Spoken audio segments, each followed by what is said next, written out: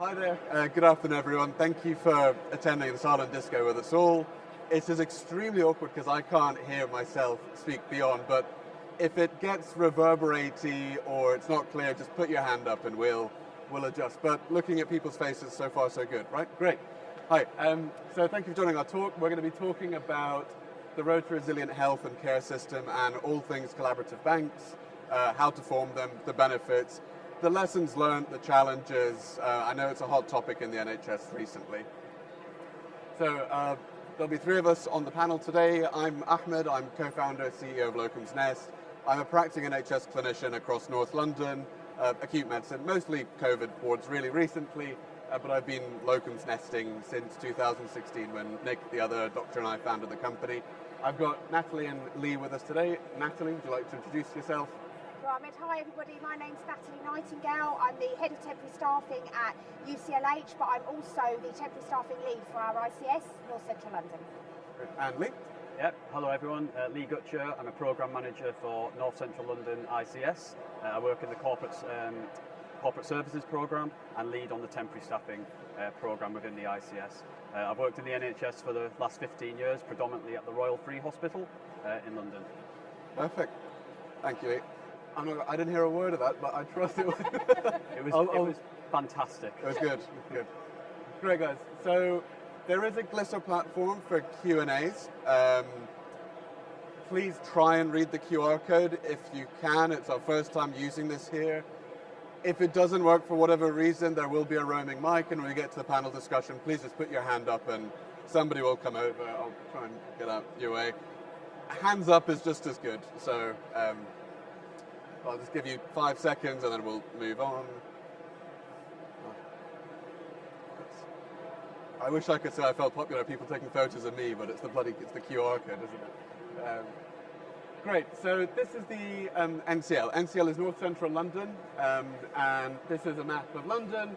We're just north of the Thames, centrally, 10 trusts involved, a mixture of acute, mental health, tertiary sites. We have trusts like Moorfields, RNOH, of course UCLH and the Royal Free being represented here, but also some mental health trusts and some community trusts involved. The whole concept of it is to allow clinicians, and we'll just focus on clinicians, albeit there's a parallel work stream for the nursing workforce as well. In this talk, we'll just focus on the doctors.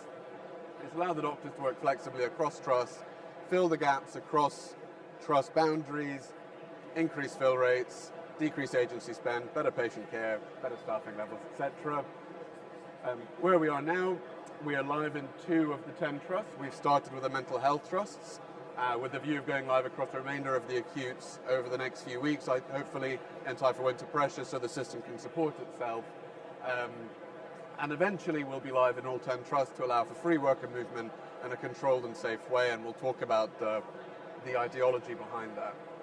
So, and I promise I'll be very quick, and we're going to focus mostly on a Q&A panel, as I'm hopeful you'll have lots of questions on how it was formed, the idea behind it, the struggles, the benefits, the wins, the losses. But the concept is we want to grow the pool of doctors, the community of doctors, to around 10,000 clinicians eventually across North Central London. Idea is that we reduce agency costs, reduce the admin burden. So rather than, the old way of phone calls, emails, texts, bleeps, agencies to fill the gaps, it's a transparent community method of doing things where everything is visible, controlled, adequate levels of governance there to allow workers to cross-cover and to allow the trust themselves to propagate the vacancies in a safe and open way.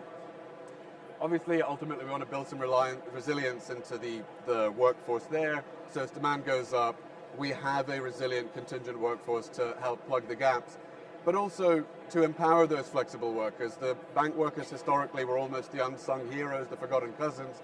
I've had conversations with a few of you in the panel today, and we want to really empower them, give them the training they need, make them feel part of that NHS family. And ultimately, this is why we're all doing it, better clinical care to patients and improved worker well-being. One fuels the other. Better patient outcomes, better worker satisfaction, better patient care, and it's a self-propagating model. And that's all with the fundamentals of things. I really wanted this, and we really wanted this to be a panel Q&A, just to really share the lessons learned and how we got to this place, where are we, the struggles, etc. I'm going to be receiving questions on the iPad. I've had some questions emailed to me before, but before we get to the techie, looky, screeny bits, has anyone got any immediate questions before I kind of sit down over there? Hands up whilst I move over. Any questions at all? No? All right. So, bear with me. So, thanks Lee, thanks Natalie. We have a number of questions emailed from the audience so far. I think the main one is, how and where did the idea of the shared bank come from? How did the NCL temp staffing group form? And I guess, Natalie, probably best over to you. Of course, yeah. So this actually all came about at the very start of the pandemic, actually. So one of the benefits from the pandemic was actually the formation of the London-wide priority work streams, which involved looking at how we could use staff quickly, efficiently to support the pandemic. And there was a London Staff Movement agreement set up to enable Trust to be able to do that. But the main focus on that was substantive staff to be able to support the effort. So actually, alongside that, we also set up the corporate services work stream within NCL. Yeah. So this basically was all 10 trusts coming together and looking at corporate services areas that we could make efficiencies in. So there were 7 work streams at the time. So it was looking at things like recruitment, temporary staffing, occupational health. I mean, the list went on, legal, so on and so forth. So I was asked to lead the temporary staffing work stream, and we identified quite early on what our priorities were. And at that point, it was sharing staff effectively across our banks, whilst paying attention and respect to our existing staff bank arrangements, because a few of us had in-house banks, some of us had outsourced, so it was really about making sure that we pitched this correctly to all organisations to say, what you do now is protected. We're not expecting you to do something radical at that point. It was just about how we could share staff, whilst respecting those setups. But actually then also looking at rate harmonisation, that was a really big topic, so that was really high on the agenda.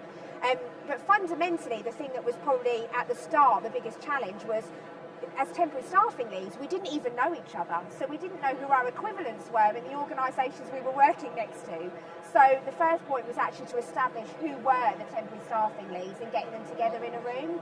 So for us, that was the first big step, for sure. I was going to ask, how do you get from idea to step one? Because that's the most challenging bit. But I guess it's, as you said, just getting people into it. And were people open to the concept, or was there any resistance? Absolutely they were, yeah, they were absolutely open. And I think one of the biggest things that was really positive out of this whole experience is actually now the relationships that we've established, because actually it's consistently the same people that meet regularly, and actually now we've got to a point where we trust each other and we almost forget we work for individual organisations. It feels like, genuinely does feel like we're one family.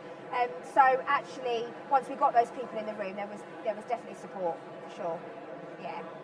I think the very fact that the pandemic brought hospitals closer together, it made hospitals work with one another, especially on the medical side of things. That was like the first step to, it was the first step for getting hospitals to start talking to one another, and therefore it was almost like a well-trodden path then. And then the kind of the non-medical teams, like the temporary staffing teams, occupational health teams, recruitment teams, they all started to come together as well. So I think that was the catalyst for this. Do you think, had there not been the COVID pandemic, things would have been as quick or even quicker? Well, I've been told we've been trying to do this for the last 20 years. So yeah. So no, I think the pandemic was the catalyst. I think trusts get caught up into the day-to-day firefighting and the priorities of those individual trusts, and everybody wants to do more collaborative work with one another, but it always gets put to one side because there's other priorities that trump it, unfortunately. But yeah, I mean, we've spotted an opportunity and we've capitalised on it, or we are capitalising on it, which is great. And I guess operationally, I mean, a lot of work has been put in. How involved were the execs of each of the trusts, but also was there some sort of executive structure for the ICS to help steer things and get funding, potentially?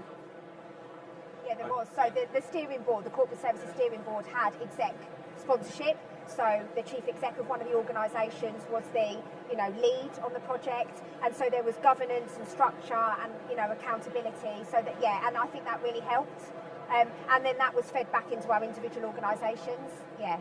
Sure. And I think what the really important point of that group being set up as well is that every, as Natalie says, every organisation was represented or offered to represent at that group as well. So you have HRDs, you have finance leads, you have information governance leads, etc. So there's always there's a broad range of people and skill sets at that board as well, which is really helpful. Right. No, it makes sense. Can I ask the audience actually, of anyone that works for an NHS trust, be it acute mental health community, do you know if your trusts are part of collaborative banks? So that might help steer some of the questions. Is anyone part of a collaborative staff bank at the moment, or looking at building one? I'm getting a lot of maybes. Okay, great. Sorry, it's just very helpful to kind of steer the questions. Okay, so we've got a thumbs up for a few questions coming in. So thank you, guys. Tech is working. This is a big thing across a lot of the collaboratives that we work with at Locum's Nest, but I know it's been a focus on NCL to a certain degree. Any tips on how you dealt with pay rate differentials and harmonising them? Tips, okay. Firstly, I think we acknowledged quite early on that harmonisation is helpful, but you don't have to do it. I think here, for us, the selling point was we just need to get visibility of the rates, and that was the benefit of the collaborative. So from right early on, we basically said, let's be open and transparent about the rates we're paying. Let's try and get some visibility on that. And fundamentally, we used the national guidelines. So in London, we had the benefit of the Pan-London rates. So we agreed, actually, if we can try, where possible, to be posting shifts out at that rate, then that's a starting point. But once we get some data through at breaches, we can try and understand and again have visibility and try and influence future rate harmonisation. Okay. So I guess the message I'm hearing is you don't have to have absolute harmony in rates to launch a collaborative bank. No, I don't think so. No. We would like to get there in the end, but it was, as Natalie says, having that Pan-London rate, or if an ICS or a collaboration of trust agreed a rate, that is for the collaborative bank, but the individual trust can continue to pay their internal rates. Yeah. That's the first step. Okay. Get that on board, get the collaborative bank up and running. So any doctor who works a shift on the collaborative bank will be paid at this particular rate. If they do a shift in their internal bank, it might be at a different rate. That's step one. Eventually, we'll get to the point where hopefully we can get all the trusts to have the same collaborative rate across all the trusts internally and on the bank. And I mean, following on from that as an immediate segue, how does payroll work? So who gets paid what, when? How do the doctors get paid for working shifts collaboratively? So there was a lot of stakeholder engagement, lots of different groups that we worked with, and finance was just one of those. We set up a subgroup with all 10 finance leads from all the 10 trusts, and we had, I think, 3 different options. We had the supplier pays model, we had the home trust pays model, and the working trust pays model. So we worked through the different pros and cons of those models, and in the end we landed with the home trust pays. And one of the main benefits of that model is that the worker, the doctor, will continue just to get one wage slip. So even if they've worked at 5 different hospitals in 1 month, they'll just get one wage slip from their home trust. And then on a quarterly basis, the different finance teams, using the data that Locum's Nest sends them, the payroll reports, etc., will calculate all the data and then cross-charge on a quarterly basis. Okay. Did you face any resistance from the finance teams with regards to the cross-charging elements? I get Lee or Natalie, I don't know who's more involved. You try and get 10 people to agree straight away.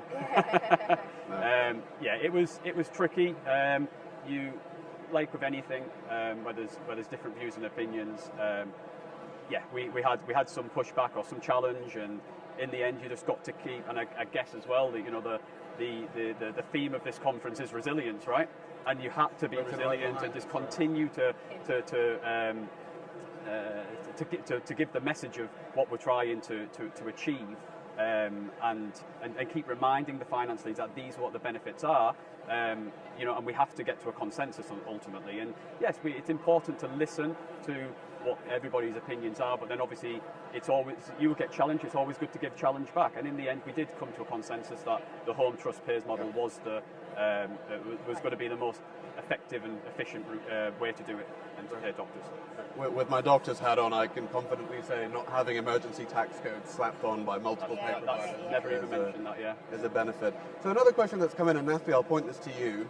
It says, hi, who owns the platform and what's the basis of the business model? But perhaps we tie this into the procurement process, because it's not an easy feat to get 10 trusts to agree on one piece of tech or one partner company to choose it, right? So can you talk us through the idea, the procurement process, and the business model today? Yeah, so we knew that we wanted a piece of technology to support this, and we knew that there were multiple offerings on the market, so we made the decision really early on to take that out to market and through a procurement exercise. So we engaged with our procurement colleagues quite early on, and we did exactly that. So we invited Locum's Nest and other providers to bid for this business, and then obviously you were the successful provider, and that was the outcome. So yeah. It was a long procurement process, and rightly so. I mean, could you talk through the kind of who was involved in the decision-making elements? Because for me, it was amazing to see the different types of people involved, because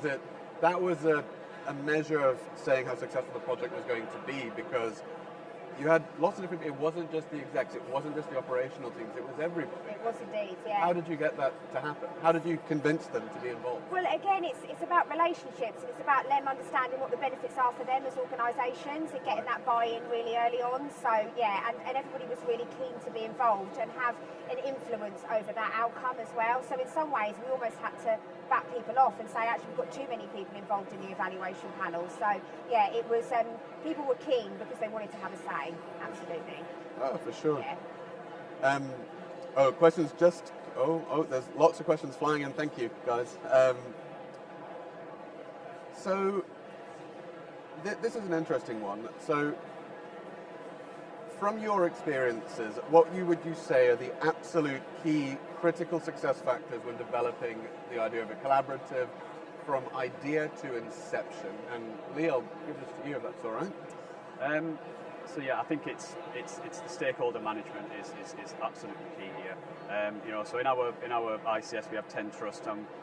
Every week on a weekly temporary staffing call, we more or less have 10 representatives every week, and that's been like that now for 2 years. So having that stakeholder engagement and that momentum, I think, is absolutely key. And then also,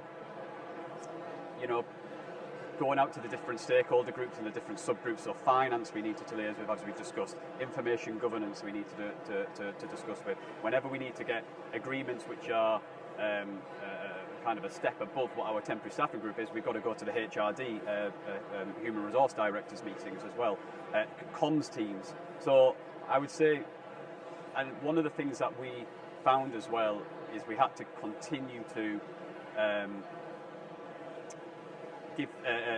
repeat the message multiple times to all these different subgroups. So again, it's resilience as well, right? You've got to keep on providing these different groups of what the benefits are to get them on board. So I think that's one of the key things that we need to do is stakeholder management and highlighting the benefits and continuously reminding everybody why we're doing this and what the end product is, and ultimately is for better patient outcomes, right? As an immediate follow-on from that, there's a question on good governance procedures and information governance in general. Yeah.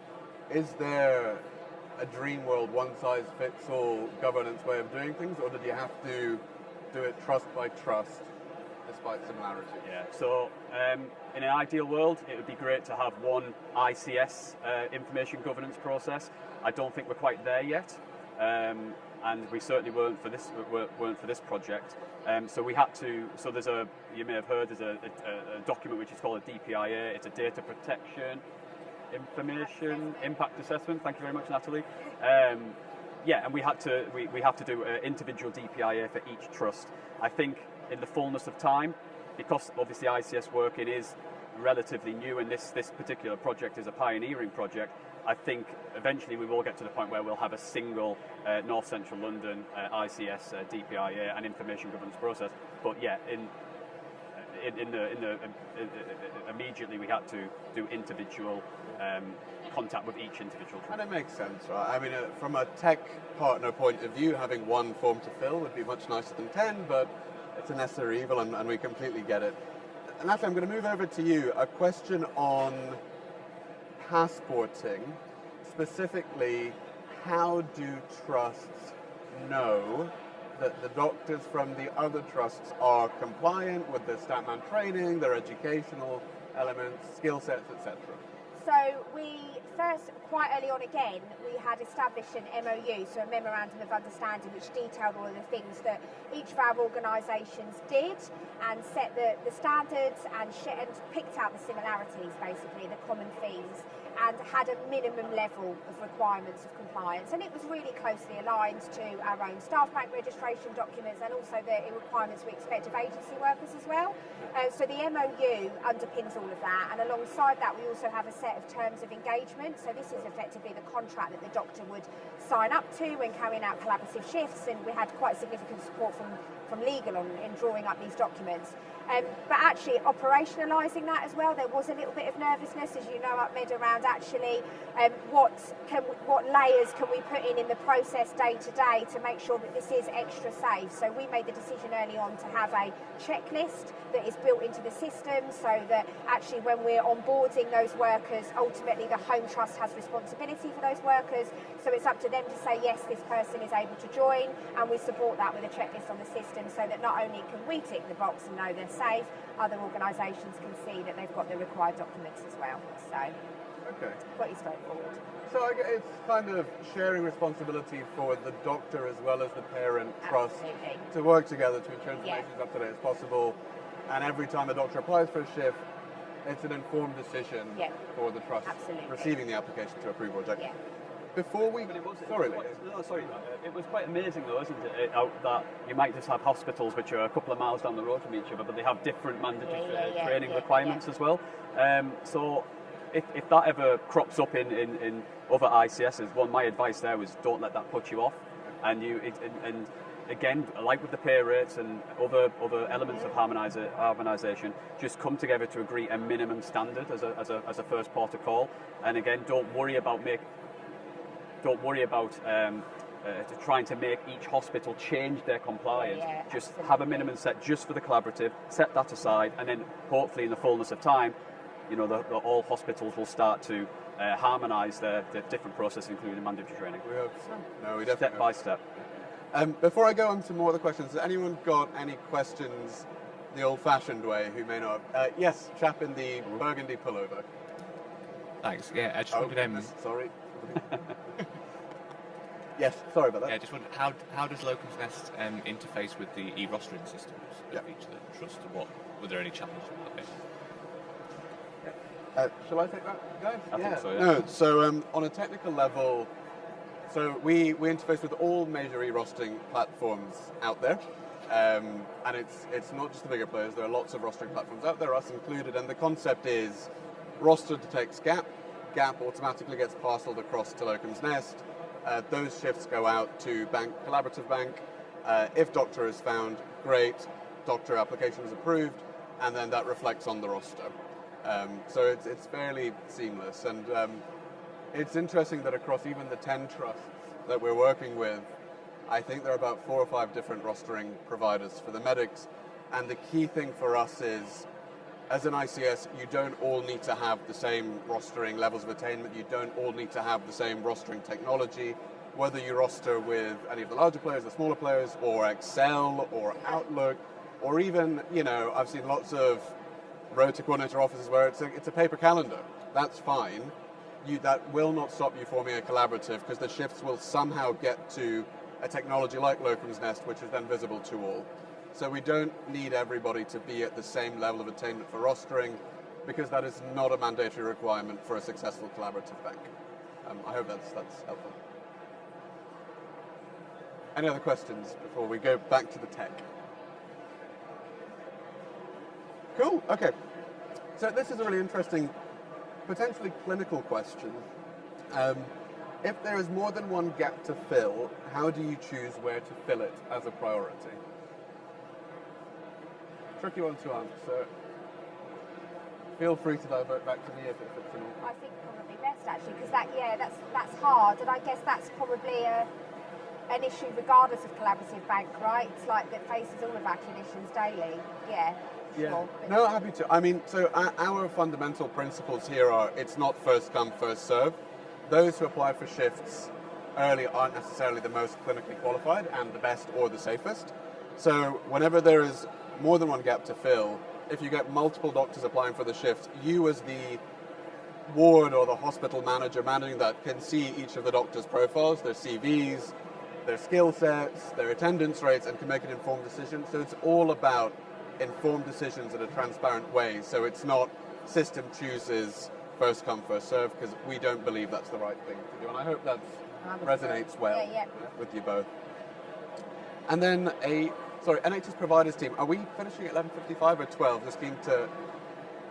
Goodness. So I guess I'm going to go to one last question. Is that allowed?